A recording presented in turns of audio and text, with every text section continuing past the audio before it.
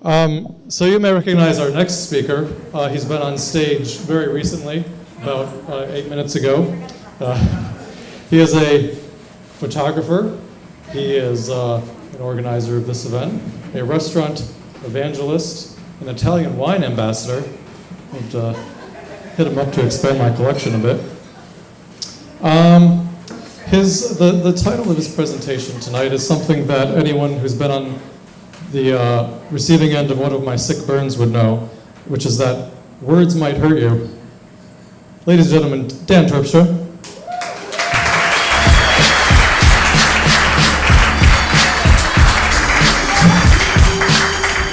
One second, John. I'm gonna get the microphone right, and just point out that I always say that there's, not a theme before one of these starts. Always say that, this one's fresh, everything's different. The theme of this one apparently is height, altitude. All right, let's go for it. All right, so we've all heard sticks and stones may break your bones, but words will never hurt you. That's what we tell kids in order to make them not care what their other friends say. I'm a kid who had words affect me profoundly many, many times. In fact, my high school friend here, Max, told me how confident I was in high school. I'm like, I was not confident because I was always told that things weren't right. I'm going to run down a few little things here. In second grade, I was told I won't ever walk correctly, probably won't run. Well, don't run, never run. You will not be able to jump. You won't be able to do any sports. You're not going to do any of that stuff. Fourth grade, I was told that since you're probably tone deaf, like Phil Collins, you probably shouldn't do music, so even if you're interested in it, don't do that. In seventh grade, since you're colorblind, you probably shouldn't do art, clearly why I'm a photographer. And lots and lots and lots of these things happen over time. But I was a regular kid. I still did kid stuff. It's just when I did it, oftentimes I would break something. Now, it wasn't, when I was a kid, we always thought that I had soft bones or that I was a brittle kid or something like that. And I think we came to the conclusion that that's not actually true. Looking at myself as a 42-year-old adult, I think I just do things a little more extreme, give or take. So when I was in second grade, I broke my arm. It was kind of like a gateway break, like the first break that I was working my way up because very shortly after, I split my femur bone and messed my knee up pretty good. Spent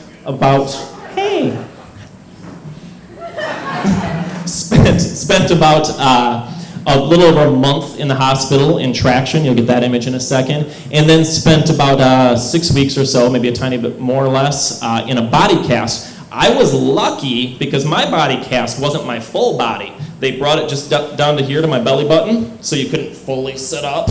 You could sort of sit up. They brought it to just below my knee, so I couldn't fully bend my knee. I could just sort of, and then to my other toe, and I was always in this position all the time. After doing that for about 6 weeks, they were like, here's some crutches, go work. My dad had said this wise thing to me. It was like, if you can't do it right, don't do it at all. And have you heard that? So I was like, well, I can't do crutches right. So I hobbled around the house like this, just trying to make sure I didn't, put weight on this leg that was all weak and withered with like long fur Fawcett hair on it. And I, sorry, I ended up not walking very well. And again, these doctors would say, hey, you probably shouldn't do these things. And other people would kind of tell me like, you're breakable. And it was like that movie. But anyway, as time went on, that was my body cast. Wasn't that awesome? By the way, look at my body language before I started breaking bones and after I learned to walk again. Because you actually have to learn to walk again when you're in a body cast for that long.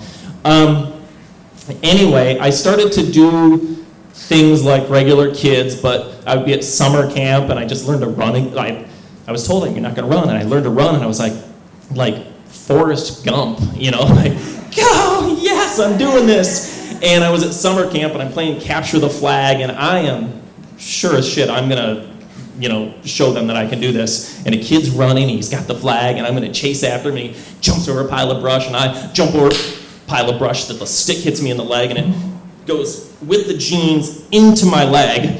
And so my mom gets that call from summer camp, we're going to go to Blodgett Hospital.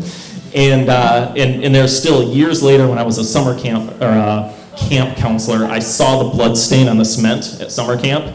It was like, wow, that's mine. That's all mine. But anyway, I for years have every single day I've dwelled on those things you hear. You're not ever going to do anything with music because you're Phil Collins. And I was like, but he does Lion King. You're never going to do anything with art. And I didn't do much art. I just sketched and doodled on things, but I never tried to be like my older brother, who was a master artist, because I figured I can't do this because I was told I couldn't. My mom would tell me that I was a smart guy. My grandma would tell me that, and I wrote songs like, they tell you you're smart, but they don't know. What do they know? And sorry for breathing. And so at some point in life, I was let out of this net that I was in. It's a different story. It's a much longer PechaKucha. And I started doing stuff like trampoline dodgeball. Because naturally, trampolines, dodgeball. Take the thing you're worst at in high school and do it on a trampoline. And so I met my wife, Michelle, who is in London right now, not helping, guilt her. Met her, and we started doing crazy things. We started going all over the place and started climbing mountains in we started in South Korea, then we went to Italy, and then we went to Smoky Mountains in Utah, and then we decided for some crazy reason we're going to go to Peru. And so there's my wife, and there's Jeremy's up there, about the center of the whole thing, the guy who jumped chains. We all decided to go to Peru. We went down 3 mountains, up 2 mountains, over a couple of rivers. There's not going to get a song here. Don't worry, I'm not going to pull the guitar out. And in the long run, we did about 30 miles, getting up above 10,000 feet on day 2, getting up above 14,000 feet on day 5. We crossed down between each of those days. We'd cross down below 7,000 feet and work our way back up these crazy, crazy mountains. That is a view on the top there of about almost 15,000 feet. Actually, there's my friends over there. It's absolutely gorgeous. I get back, I look at all these photos, and the biggest thing that hits me like 2 weeks after, I can't believe I did all of that. I can't believe I did all that hiking, all that trekking, all that blah, blah, blah. And kind of the basic idea is, why did I listen to those people for years tell me I shouldn't do something? No matter what, we have to do what we believe in, we have to do what we love, and I'm out of time. Thank you.